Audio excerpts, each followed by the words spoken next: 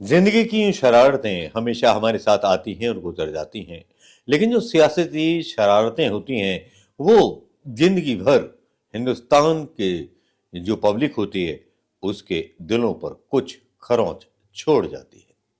दोस्तों, यही है तकिया कलाम सियासत का। और जिस तकिया कलाम को अपनाते हैं आजकल हमारे प्रधानमंत्री मोदी जी। जी हाँ दोस्तों, कुछ इतिहास की बातों से कुछ पन्ने लेकर के आया हूं। शायद आपको पसंद आए ना आए, मैं जीतू दुबे की फेसबुक दीवार से कुछ साहित्यिक तथ्य लाया हूं।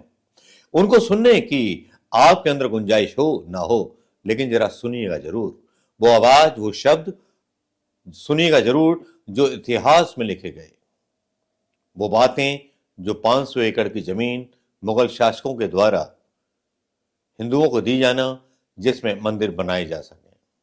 कुछ ये विस्तृत पोस्ट है जो मैं आपके बीच पढ़ के बताना चाहूंगा, जिसमें राम भक्त भी प्रफुल्लित हो जाएंगे। नफरतों से नहीं, प्रेम से।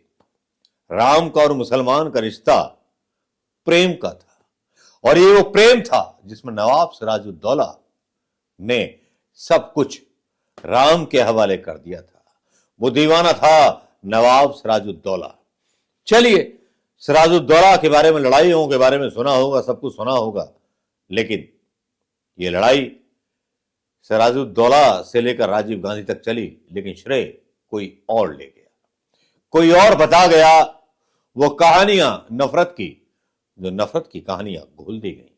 जब राम मंदिर पर उद्घाटन करने गए और राममय सारे रेडियो कर दिए गए, टीवी कर दिए गए, पब्लिक पब्लिक में राम मंदिर और राम राम का नशा था, लेकिन सच्चाई इस बीच कहां जुदा थी।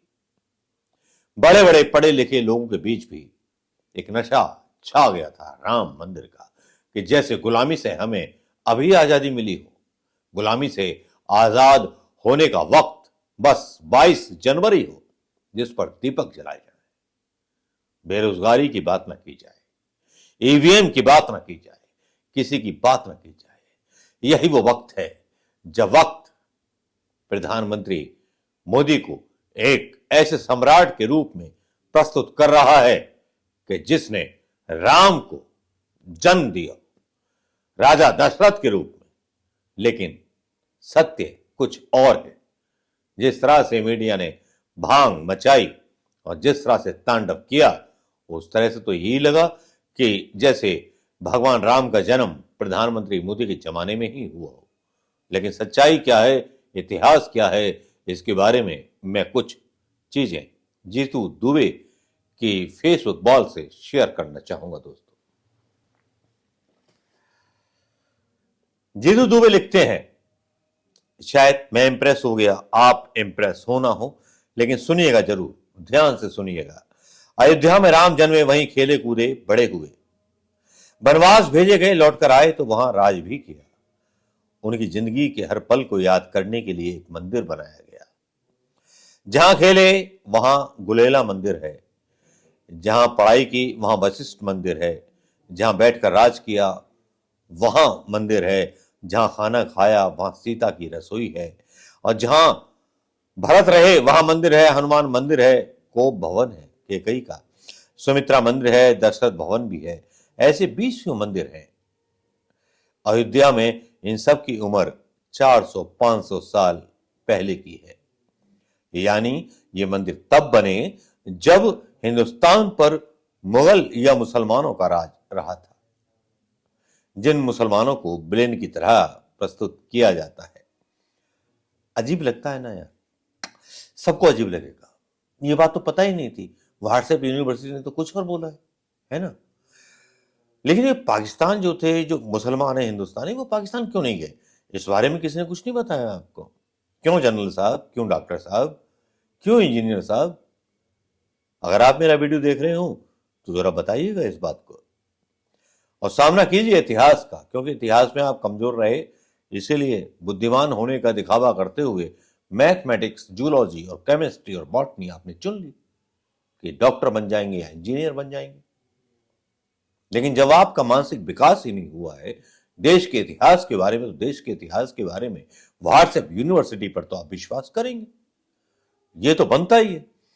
लेकिन अजीब लगता है कि मुसलमानों ने ये मंदिर बनने क्यों दिए 500 साल पहले।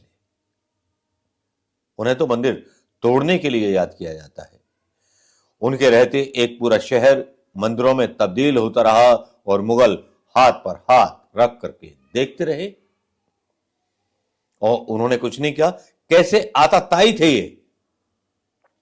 वे जो मंदिर के लिए जमीन दे रहे थे, शायद वे लोग झूठे होंगे जो बताते हैं कि जहां गुलेला मंदिर बनना था उसके लिए जमीन मुसलमान शासकों ने ही दी थी। दिगंबर अखाड़े में रखा वो दस्तावेज, दिगंबर अखाड़े में रखा वो दस्तावेज भी गलत ही होगा जिसमें लिखा है कि मुसलमान राजाओं ने मंदिरों के निर्माण के लिए 500 बीघा जमीन दान में दी थी।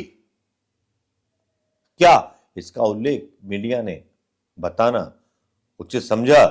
शायद नहीं समझा, क्योंकि आज के सुल्तान का जो हुक्म था उसका पालन करना जरूरी था, क्योंकि सुल्तान को बताना था कि वो महिमा व्यापी है, भगवान है, वो राम को ला सकता है। राम की मूर्ति, वो भी काले पत्थर पर, यह सबसे बड़ा दाग था। जिन सनातन धर्मियों को नाज है अपनी परंपराओं पर, उन राम की मूर्ति काले पत्थर पर। काले पत्थर की मूर्ति केवल शनिदेव की बन सकती है, किसी देवी देवता की नहीं बन सकती। चाहो तो पुराण पलट के देख लो, चाहो तो शास्त्र पलट के देख लो।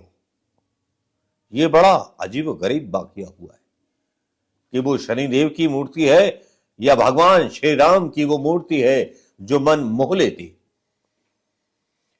मुसलमान शासकों ने दी। आगे की बात पूरी करता हूं। दिगंबर अखाड़े में जो दस्तावेज रखा था उसके बारे में मैंने आपको बता दिया। मुसलमान राजाओं ने 500 बीघा जमीन दी निर्मोही अखाड़े के लिए। नवाब सिराजुद्दौला ने जमीन देने की जो बात थी वो भी सच है।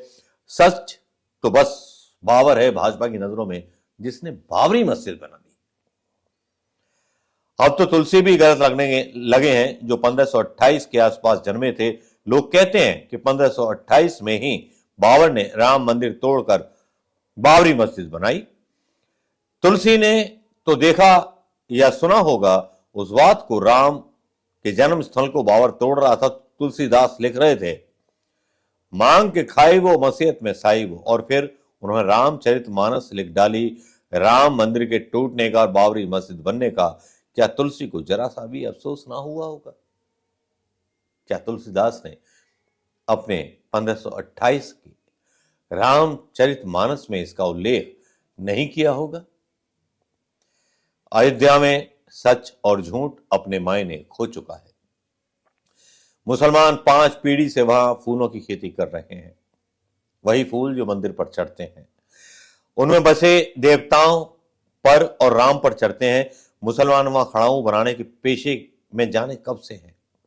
सन्यासी, ऋषि, मुनि, राम भक्त मुसलमानों की बनाई खड़ाऊ पहनते रहे और सुंदर भवन मंदिर का सारा प्रबंध 4 दशकों तक एक मुसलमान के हाथों में रहा। 1949 में इसकी कमान संभालने वाले मुन्नू मियां 23 दिसंबर 1992 तक इसके मैनेजर रहे।